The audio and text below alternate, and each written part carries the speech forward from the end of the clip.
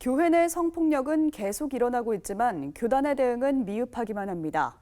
한국기독교장로회는 성폭력 특별법을 제정하는 등 대처에 적극 나서기로 했지만 대다수 교단들은 논의조차 하지 않았습니다. 이순규 기자의 보도입니다. 교회 내 성폭력은 계속 발생하고 있지만 정작 교단 차원의 대책은 여전히 미흡합니다. 올해 총회에서도 한국기독교장로회와 대한예수교장로회 통합총회만 성폭력 대책을 논의했을 뿐 다른 교단에서는 토론조차 이루어지지 않았습니다. 교단과 신학교에서 성폭력 사건이 발생했던 한국기독교장로회는 지난해 부결됐던 교회 내 성폭력 특별법을 제정했습니다.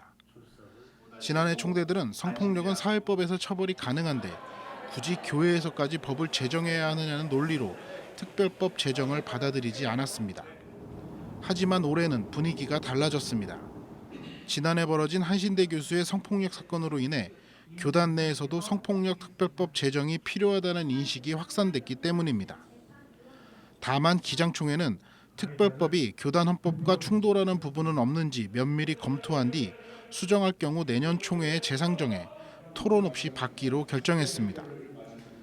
대한예수교장로회 통합총회와 기장총회는 성폭력의 범주와 사건 발생 뒤 지침 등을 담은 성폭력 예방과 처리 지침서도 총대들에게 배포했습니다.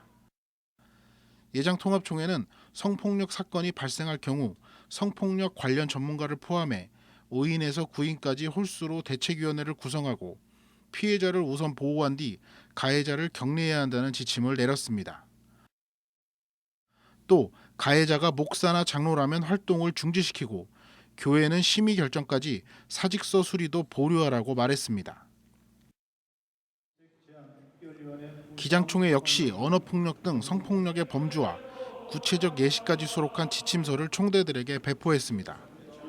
하지만 교단사나 교회들이 지침서를 따르지 않아도 징계할 수 없는 한계도 있어 점차 보완해야 할 필요성도 제기되고 있습니다. 하지만 두 교단의 성폭력과 관련한 논의를 한 곳은 없습니다.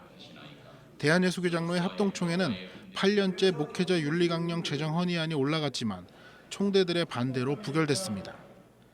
대한예수교 장로회 고신총회와 대한예수교장로회 합신총회, 기독교 한국 침례회 등은 교회 내 성폭력과 관련해 논의조차 이루어지지 않았습니다.